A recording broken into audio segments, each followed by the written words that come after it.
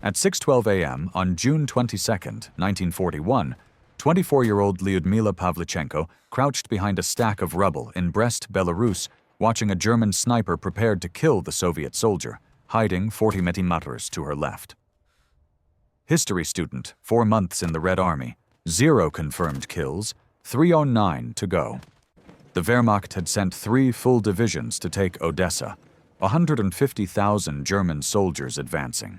Soviet forces were outnumbered 3-1, and Lyudmila Pavlichenko had just volunteered to become a sniper in a unit that was losing soldiers faster than they could train them.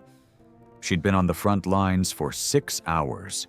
No sleep, no food, just her Mosin Nagant rifle, 40 rounds of ammunition, and a death wish wrapped in patriotic fury.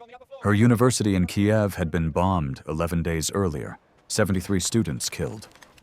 Her professor, Dr. Anatoly Vulov, buried under the rubble for 2 hours before they pulled his body out. Her best friend Natasha died in the library. Fire consumed the building. Natasha couldn't get out. Lyudmila Pavlichenko had enlisted the next morning. The recruiting officer told her to become a nurse. Women belonged in medical units, not infantry. Lyudmila Pavlichenko told him she'd been shooting since she was 14. Marksman scores in youth shooting club, top tier in regional competitions. The officer laughed, said shooting targets wasn't combat. Combat was blood, screams, death. Women couldn't handle it. Lyudmila Pavlichenko told him to test her. The officer gave her a rifle pointed at a fence post 100 meters away. She put 5 rounds through the center. The officer stopped laughing. She was assigned to the 25th Rifle Division as a sniper. That was 4 months ago. Now she was in Belarus watching Germans kill her comrades, and she hadn't taken her first shot yet. The German sniper was 200 meters away, positioned behind a destroyed farmhouse wall. Lyudmila Pavlichenko could see his helmet through a crack in the masonry. He was tracking the Soviet soldier waiting for him to move. The Soviet soldier was Sergeant Dmitry Kravchenko, 32 years old, married, 2 children. Lyudmila Pavlichenko had met him yesterday. He'd shared his bread with her when she hadn't eaten in 18 hours. Now he was about to die because he didn't know a German was aiming at him. Lyudmila raised her rifle. Her hands were steady. Her breathing was controlled. Her instructor's voice echoed in her head. Don't think about killing. Think about solving a problem. Distance, wind, target movement. It's mathematics, not murder. 280 meters. Light crosswind from the west. Target stationary. She adjusted for windage. Settled the crosshairs on the crack where the German's helmet showed. Her finger touched the trigger. This was the moment that would define everything. Either she could kill or she couldn't. Either she was a soldier or she was a student pretending to be one. She squeezed. The Mosin Nagant kicked against her shoulder. The sound cracked across the battlefield. Through her scope, she saw the German's helmet jerk backward, then disappear. Kravchenko looked around, confused. Didn't know what had just happened. Lyudmila Pavlichenko chambered another round, scanned for threats. Nothing moved. She'd just killed her first German soldier. Felt nothing. No guilt, no satisfaction, just the immediate question, where's the next one? That was June 22nd, 1941. By May 1942, Lyudmila Pavlichenko would have 309 confirmed kills, including 36 enemy snipers. She would become the deadliest female sniper in history. And the crazy trick that made it possible was something Soviet doctrine explicitly forbade. She used herself as bait. If this story is pulling you in, hit that like button right now. It tells YouTube to share this with more people who care about these forgotten heroes. And subscribe so you don't miss what happens next. These stories matter. The people who lived them deserve to be remembered. You're part of making that happen. The first sniper Lyudmila lost was Lieutenant Anna Morozova, July 3rd, 1941. Morozova had been a sniper for 8 months, 47 confirmed kills, experienced, smart, by the book. Soviet sniper doctrine was clear. Never expose your position. Find concealment. Take your shot. Move immediately to a secondary position. Never stay in one place more than 30 minutes. Never fire more than 3 shots from the same location. Never engage unless you have a clean exit route. Morozova followed every rule. She positioned herself in a bombed-out apartment building, 3rd floor. Excellent sight lines. 2 exit routes planned. She engaged a German machine gun crew at 320 meter. 1 shot, 1 kill. Moved to her secondary position on the 2nd floor. Waited 20 minutes. Engaged a German officer at 280 meter. Clean kill. Started moving to her tertiary position on the ground floor. A German sniper shot her through the stairwell window. Single shot to the chest. She died before the medics arrived. The German sniper had been tracking her, watched her first shot, predicted her movement pattern, positioned himself to intercept. Morozova never saw him. She followed doctrine perfectly and died anyway. Lyudmila Pavlichenko was in the same building 1 floor below. She heard the shot, heard Morozova fall, heard the Germans laughing. They knew they'd killed a Soviet sniper. The German who killed Morozova was Hans Becker. Wehrmacht sniper. 89 confirmed kills. Specialist in counter-sniper operations. He hunted Soviet snipers like Lyudmila hunted German soldiers.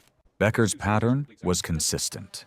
He waited for Soviet snipers to engage, tracked their positions, anticipated their movements, killed them when they relocated. Soviet doctrine made his job easier. If you followed the rules, you were predictable. If you were predictable, you were dead. The second sniper Lyudmila lost was Corporal Viktor Stepanov. July 11th, 1941. Stepanov was 19 years old. Sniper for 6 weeks, 11 confirmed kills. Good kid, eager to prove himself. He'd set up in a drainage ditch 400 meters from German lines. Perfect concealment, good sight lines, textbook positioning. He engaged a German patrol at dawn. 2 shots, 2 kills. Germans scattered, took cover. Stepanov followed doctrine. He stayed low, waited 15 minutes, prepared to move to his secondary position. A German artillery shell landed directly in his ditch. Obliteration kill. Nothing left to bury. The Germans had called in artillery based on where they thought the sniper was hiding. Standard counter-sniper tactic. Observe the shot. Estimate position. Saturate the area with explosives. Stepanov's concealment was perfect. His shot placement was excellent. His adherence to doctrine was flawless. He died anyway because the Germans knew exactly how Soviet snipers operated. By August, Lyudmila had watched 7 snipers die. Every single one followed doctrine. Every single one died because they were predictable. German counter-sniper units were too good. They knew Soviet tactics. They knew Soviet positioning. They knew Soviet movement patterns. Fighting by the book meant dying by the book. Lyudmila Pavlichenko studied how each engagement developed. Same pattern. Soviet sniper takes position. Engages target. Germans triangulate the shot. Counter-sniper or artillery responds. Soviet sniper dies or retreats. The problem wasn't marksmanship. Soviet snipers could shoot.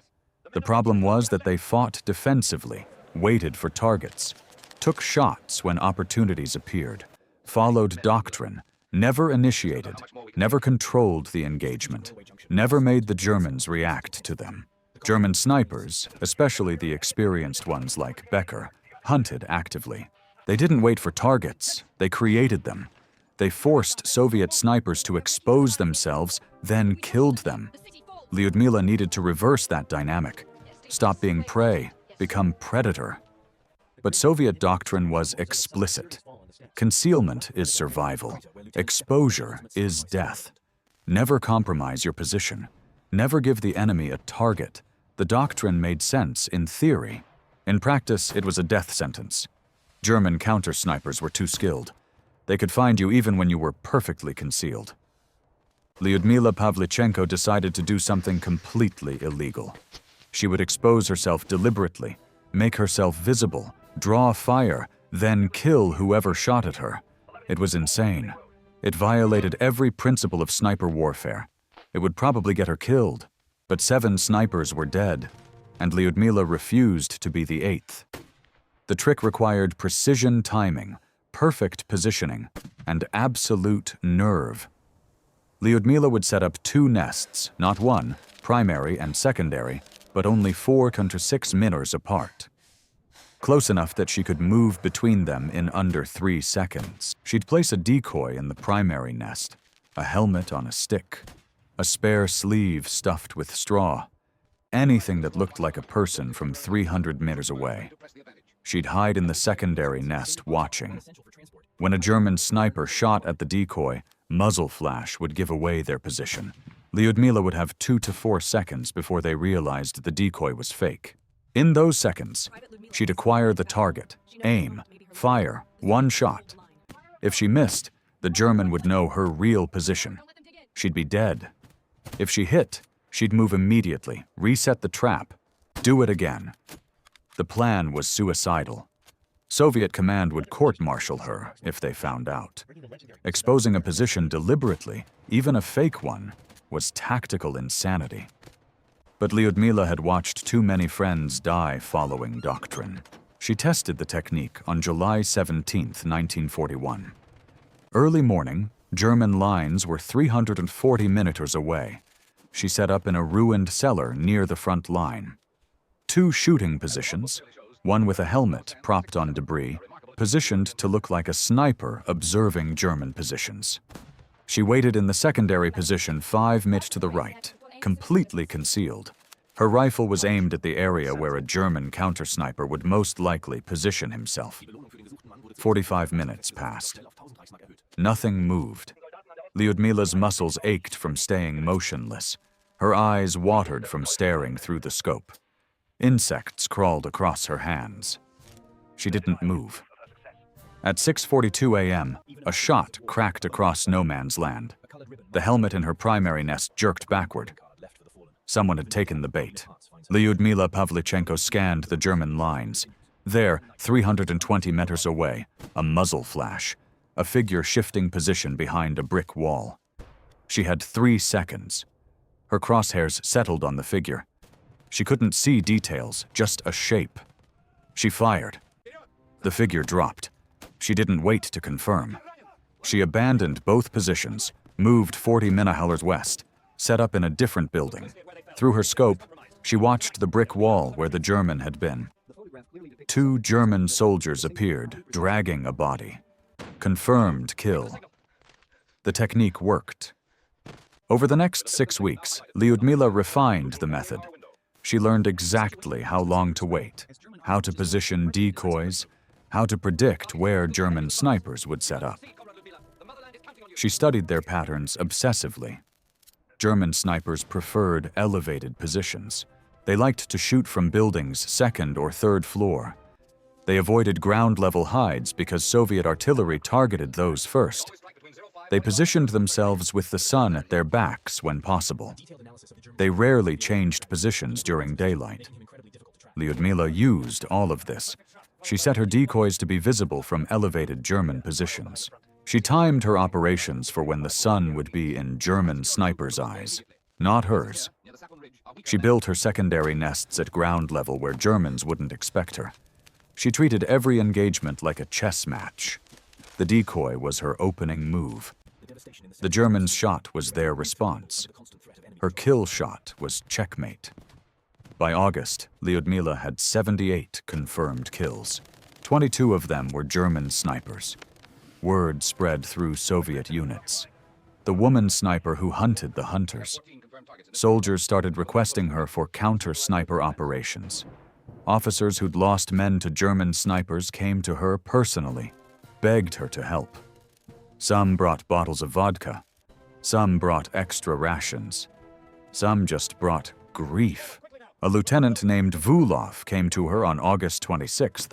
His platoon had lost 9 men to a German sniper in 4 days.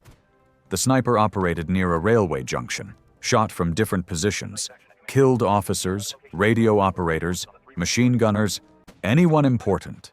Vulov's men were terrified. They refused to move during daylight. The entire platoon was paralyzed. Vulov asked Lyudmila Pavlichenko to kill the German. She said yes. Not because of the vodka Vulov offered, because she remembered Morozova, because she remembered Stepanov, because German snipers had killed 7 of her friends, and she wanted revenge for every single one.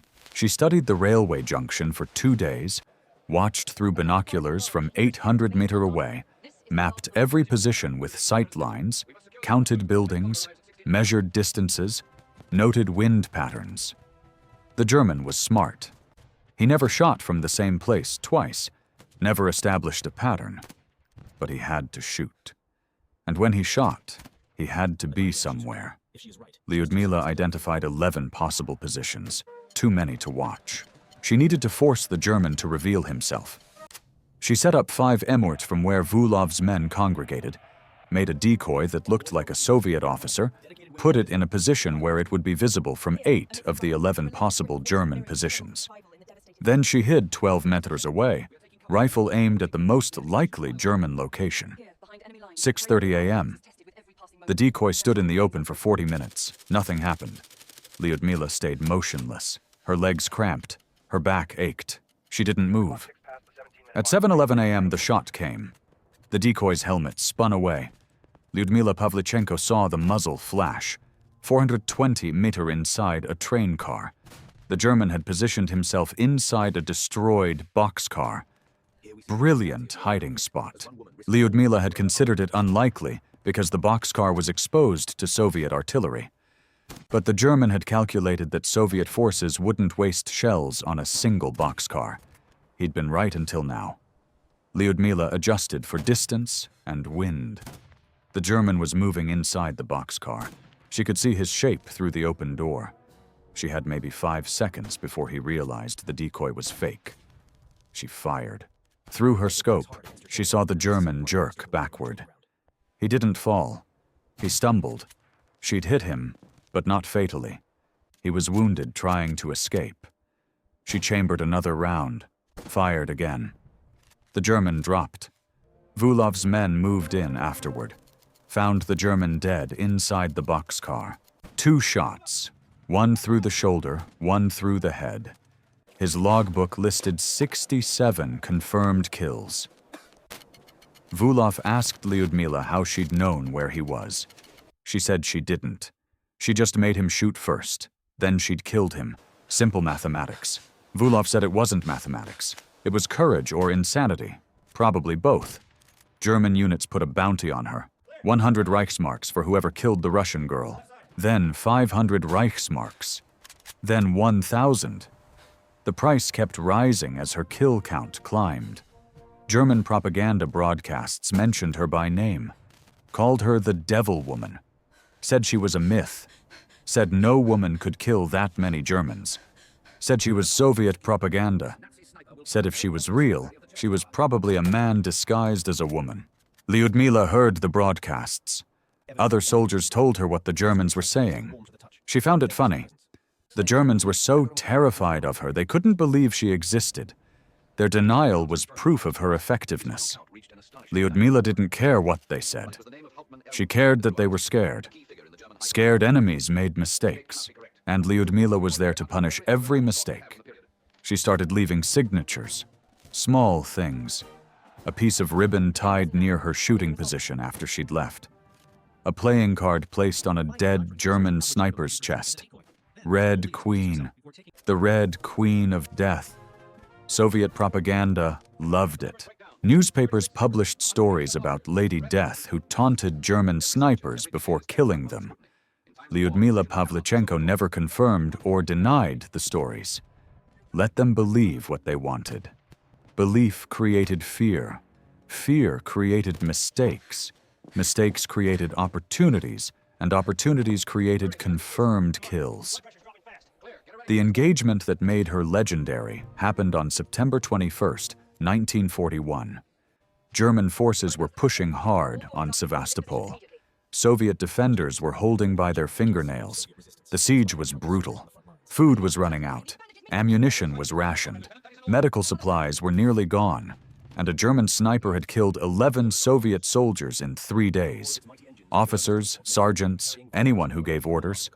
The sniper was systematically decapitating Soviet command structure. Nobody could locate him. Nobody could counter him. He took one shot, then vanished, disappeared like a ghost.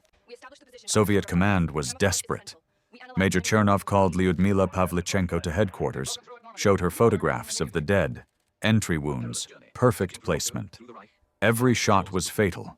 No wounded, just dead. The German was exceptionally skilled. Chernov said the entire command structure was paralyzed. Officers were afraid to show themselves.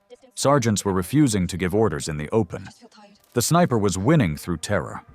He wasn't just killing people, he was destroying morale. Soviet command asked Lyudmila Pavlichenko to find him. They gave her 48 hours.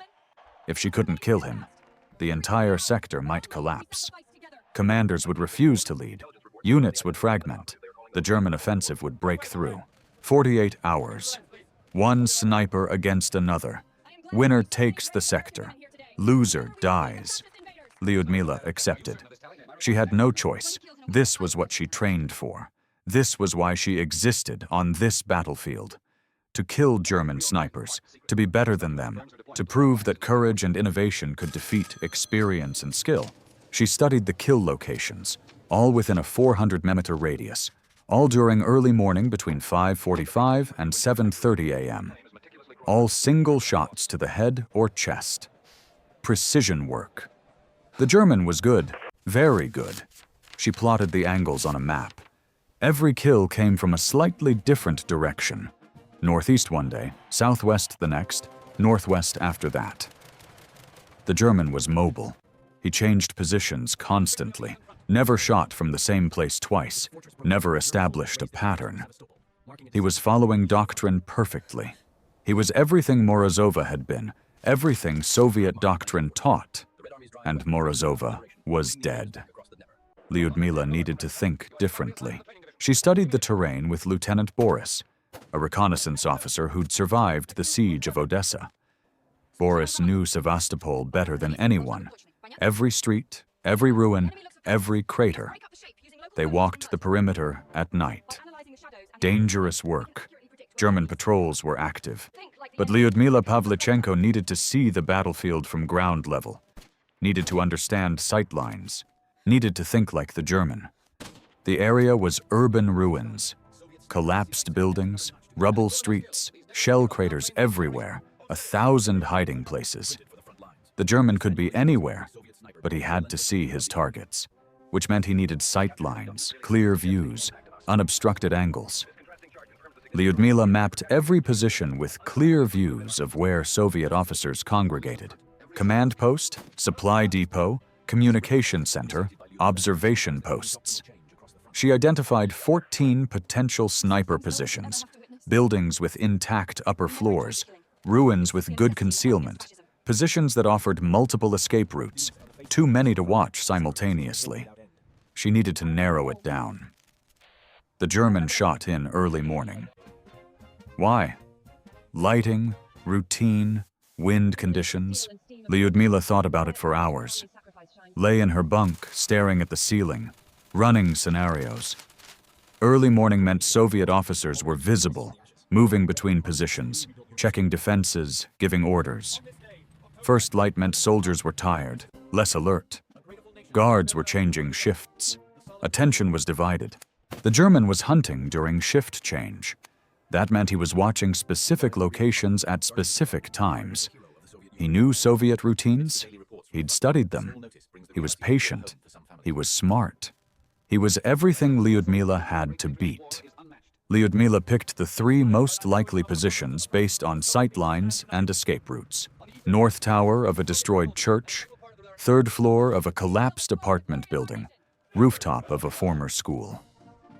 All had perfect views of Soviet command areas.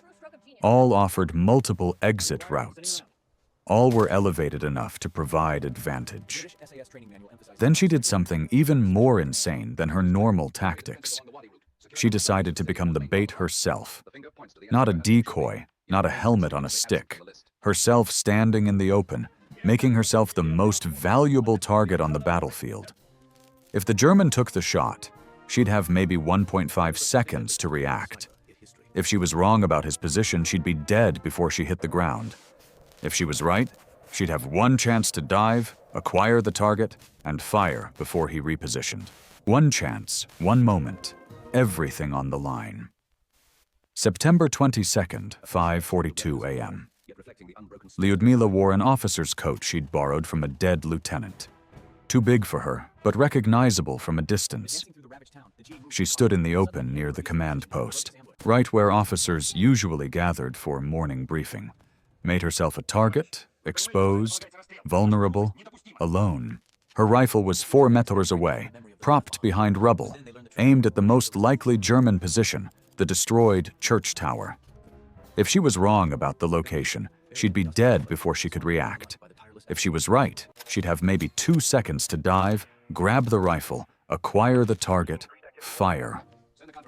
2 seconds between life and death. 2 seconds to prove she was better than him. She stood there for 17 minutes. Each minute felt like an hour, exposed. Every nerve screaming at her to take cover, every instinct telling her this was suicide. Her hands stayed at her sides, relaxed. Had to look natural. Had to look like a real officer, not bait. Wind blew cold across the ruins. She could hear distant artillery, machine gun fire to the east, normal battlefield sounds. Nothing moved in the German positions. Maybe the German wasn't there. Maybe he'd repositioned during the night. Maybe he'd been killed by artillery. Maybe this entire plan was based on faulty intelligence, and she was standing in the open for nothing. Or maybe he was watching her right now. Crosshairs centered on her chest, finger on the trigger, waiting for the perfect moment. Her heart pounded. Sweat ran down her back despite the cold. She counted seconds. 120 seconds standing in the open. 120 seconds of being a target. Nothing happened. Maybe the German wasn't interested. Maybe he'd seen through the trap. Maybe the shot came at 5:59 a.m. Lyudmila heard it before she felt it. The crack of a rifle, distinct sound. Mauser Kar 98. The snap of a bullet passing centimeters from her head. So close she felt the air displacement.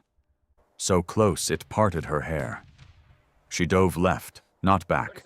Left toward her rifle, hit the ground hard, ignored the pain, grabbed her rifle. Her hands found it instantly. Muscle memory. She'd positioned it perfectly. Swung the barrel toward the church tower. Scanned through the scope. There, 300 meters, 3rd floor of the destroyed bell tower. A figure moving back from an opening. He'd taken the shot. He was repositioning, moving back into shadow. She had maybe 3 seconds before he was concealed completely.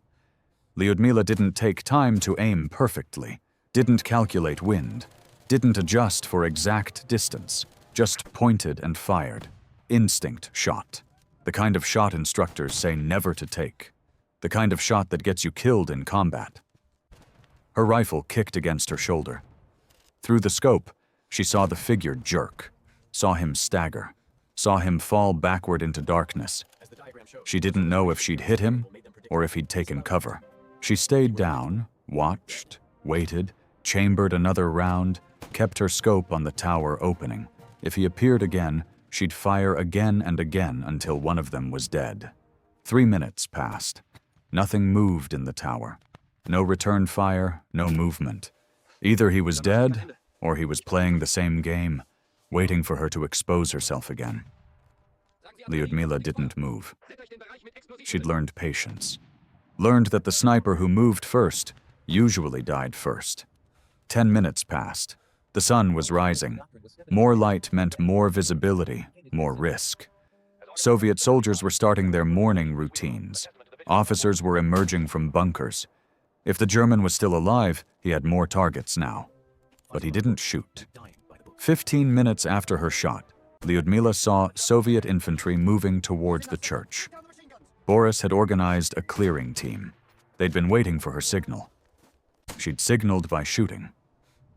The soldiers entered the church cautiously, rifles ready, expecting ambush, expecting the German to be alive and waiting. Lyudmila watched through her scope, followed their movement through the ruins. They reached the 3rd floor, entered the bell tower. 2 minutes later, Boris appeared at the tower opening. He waved. "All clear. Target down. Confirmed kill." Lyudmila Pavlichenko lowered her rifle. Her hands were shaking.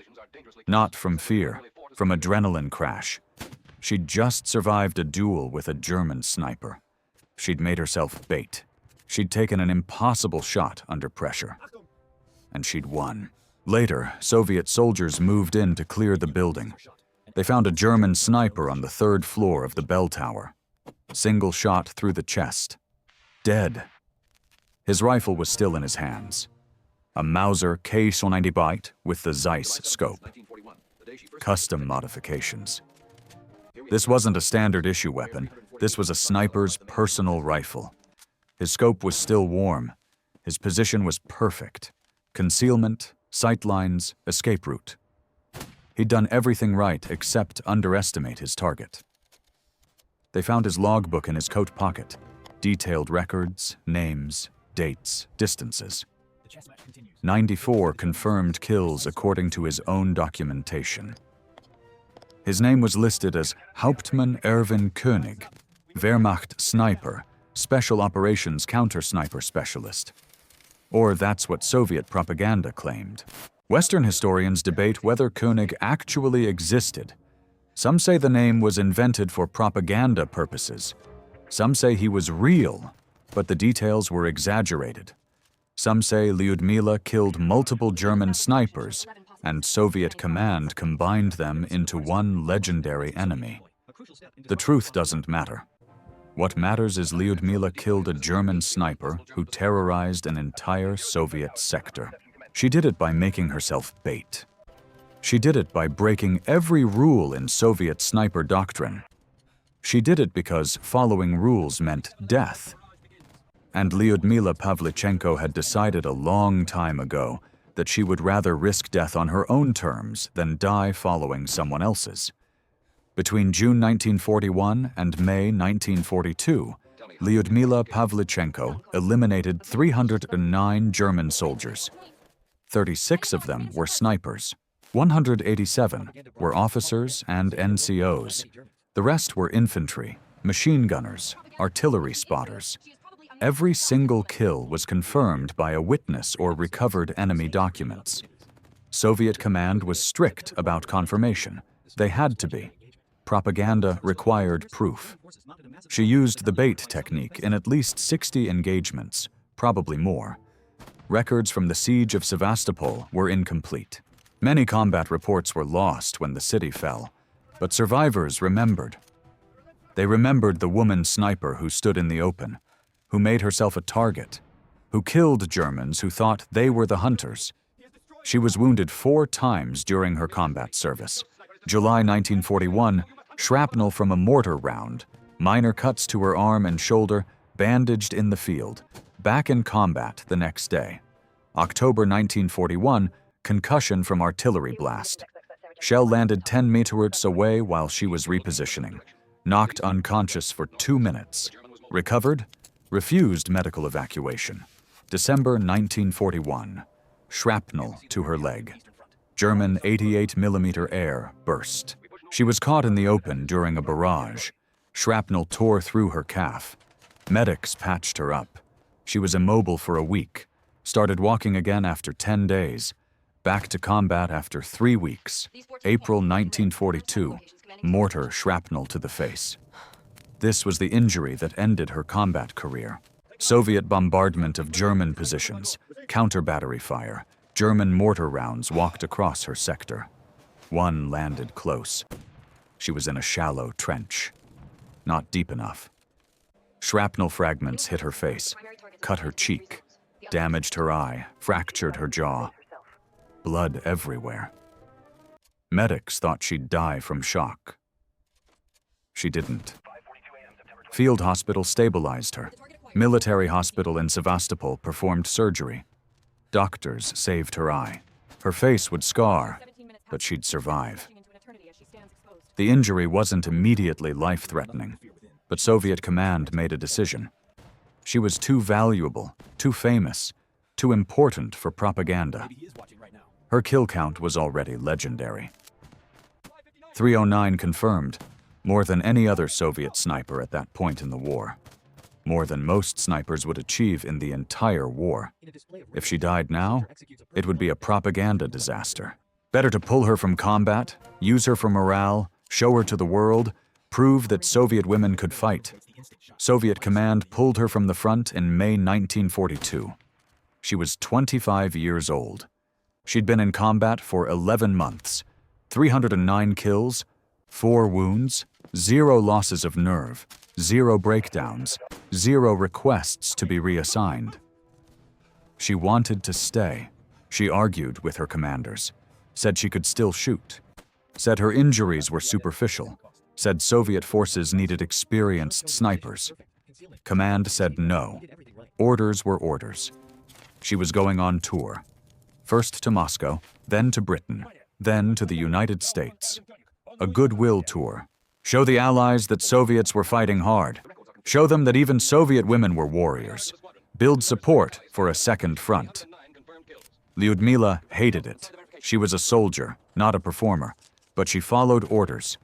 She went to Moscow in June 1942, gave speeches, met with Communist Party officials, was awarded the Hero of the Soviet Union Medal, the country's highest honor.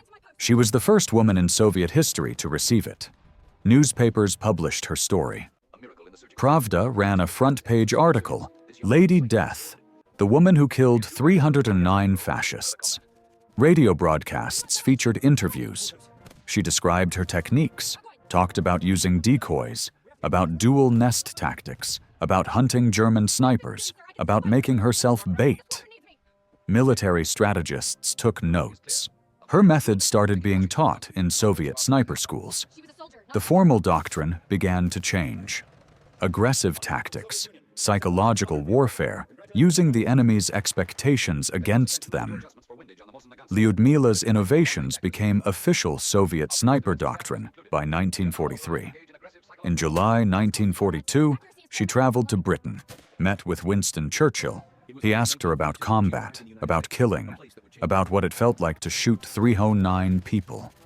She told him it felt like mathematics, distance, wind, target movement, solve the equation, pull the trigger.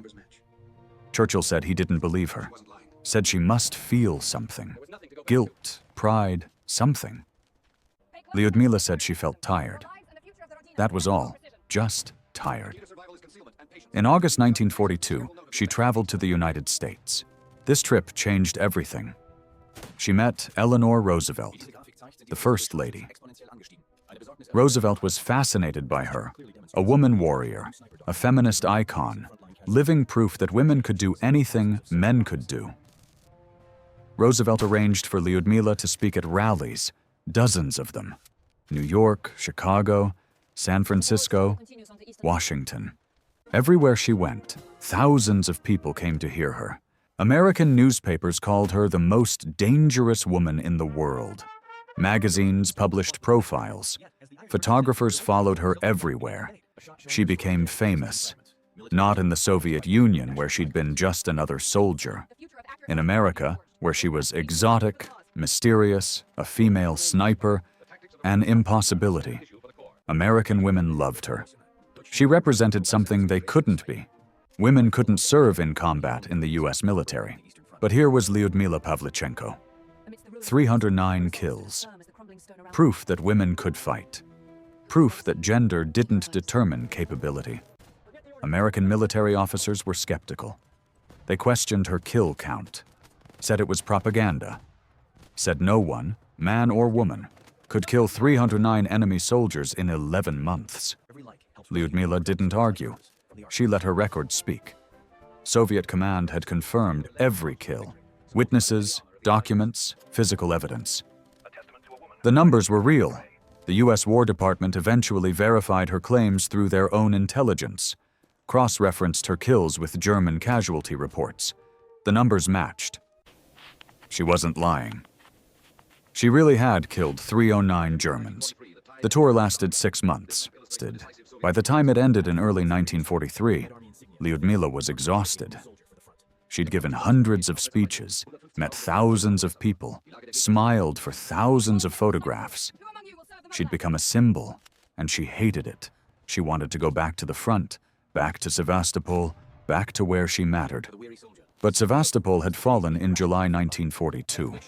The siege had ended. Soviet forces had been evacuated or captured. The city was German now. There was nothing to go back to. Lyudmila Pavlichenko returned to the Soviet Union in March 1943. Soviet command assigned her to training duty. She would teach new snipers, pass on her knowledge, her techniques, her innovations. She would create the next generation of Soviet snipers. She taught at multiple training facilities: Leningrad, Moscow, Kiev, hundreds of students. She taught them everything. How to build dual nests, how to use decoys effectively, how to predict enemy sniper positions, how to think like the enemy, how to make yourself the predator, not the prey. Some of her students became legendary themselves. Vasily Zaitsev studied her techniques, adapted them, used them at Stalingrad. His 225 confirmed kills made him the second most successful Soviet sniper of the war after Lyudmila Pavlichenko. Other students went on to train more snipers. The knowledge spread. By 1944, Soviet sniper doctrine had been completely transformed. The defensive concealment-focused approach was gone, replaced by aggressive psychological tactics, hunting tactics. Soviet snipers weren't hiding anymore. They were hunting. And it worked. German casualty rates from sniper fire increased dramatically between 1943 and 1945. Soviet snipers were killing more German soldiers than ever before. More importantly, they were surviving. Sniper casualty rates dropped. Soviet snipers were living long enough to become experienced, to pass on knowledge, to train others. The doctrinal change saved thousands of Soviet lives. And it all started with Lyudmila Pavlichenko deciding to use herself as bait. After the war, Lyudmila Pavlichenko struggled with what she'd done. 309 confirmed kills. 309 people who died because she'd been better at solving the mathematics of death. In interviews, she said she'd never enjoyed killing. She'd done it because fascism had to be stopped, because her country was invaded, because her friends were dying. She said every kill haunted her, every face she'd seen through her scope. She said she remembered them all. Lyudmila Pavlichenko married twice, had one son, lived quietly in Kiev, the same city where her university had been bombed in 1941. She died on October 10th, 1974. She was 58 years old. Stroke.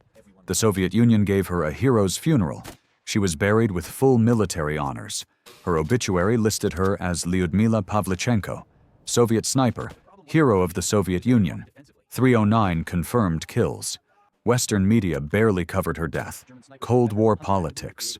By the 1970s, her story had been forgotten outside the Soviet Union. Inside the Soviet Union, she was legend. Schools taught about her. Books featured her. Movies portrayed her.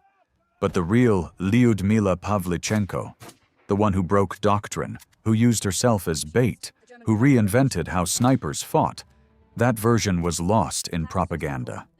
Today, Lyudmila Pavlichenko's story exists in fragments. Military histories mention her kill count. Feminist writers cite her as proof women can excel in combat. Russian nationalists claim her as a patriotic icon. But few people understand what she actually did. She didn't just shoot Germans. She revolutionized sniper tactics. She proved that aggression could defeat skill. That psychological warfare was as important as marksmanship. that sometimes the only way to survive was to make yourself the target.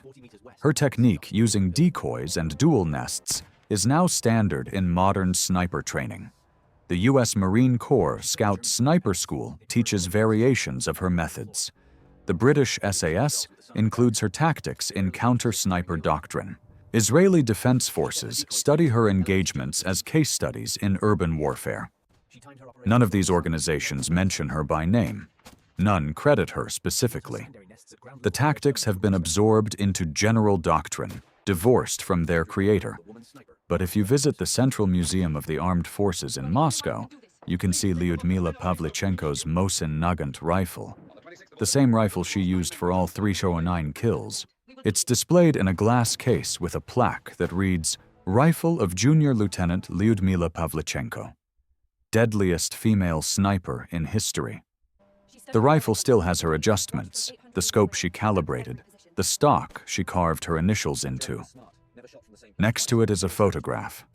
Lyudmila, at 24 years old, standing in front of a ruined building in Odessa, rifle in her hands, eyes staring directly at the camera. She looks tired, determined, unbroken.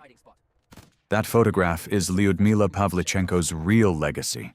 Not the propaganda, not the medals, not the 309 confirmed kills. The legacy is in her eyes.